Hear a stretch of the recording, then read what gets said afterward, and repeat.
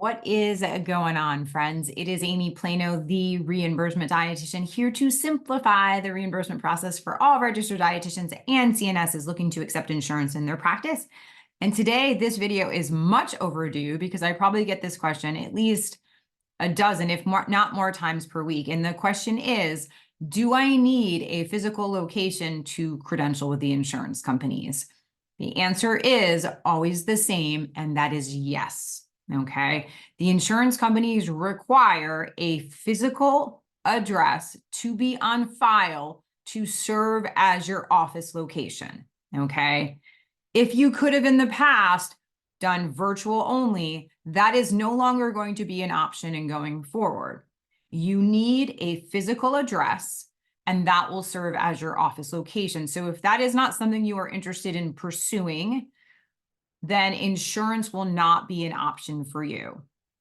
I am a firm believer in building your practice on a solid foundation.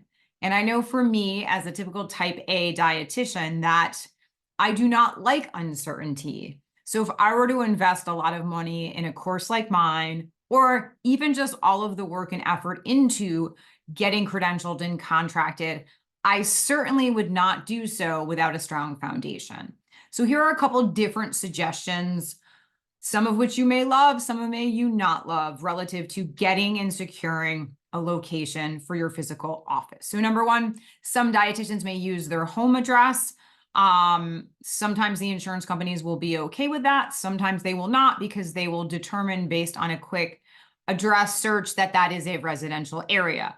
In the event that they okay a residential area, they may ask if your office is ADA compliant, and that you can Google that, look what that seems like from a CMS standpoint. That would be something that they would want and require.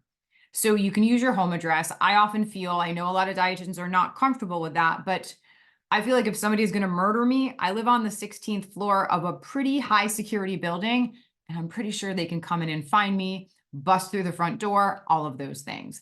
But with that being said, I always want you to do what you feel most comfortable with. And so your home address may not be an option. A couple other options: you can generally rent space, obviously, from maybe somebody like a therapist who's not in the space all the time. You may be interested in using a co-working space like a WeWork, a Regis.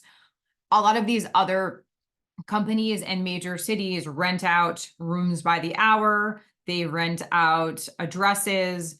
They rent out offices by the month. So there's lots of different options. Once again, just to remind you, you just need a physical address to serve as your office location in the state in which you choose to credential with. Okay, so like I said, you may sublease from a physician. They may give you some space.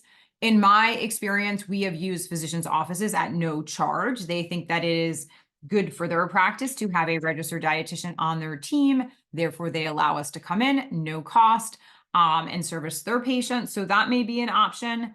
But the main point of this video is to answer the question, do you need a physical location? The answer is always a resounding yes. Okay. So whether it be your house, you're subleasing, a co-working space, an address like from iPostal that is actually a physical address, you cannot use a PO box. That is also not acceptable. But just to reiterate, you do need a physical location.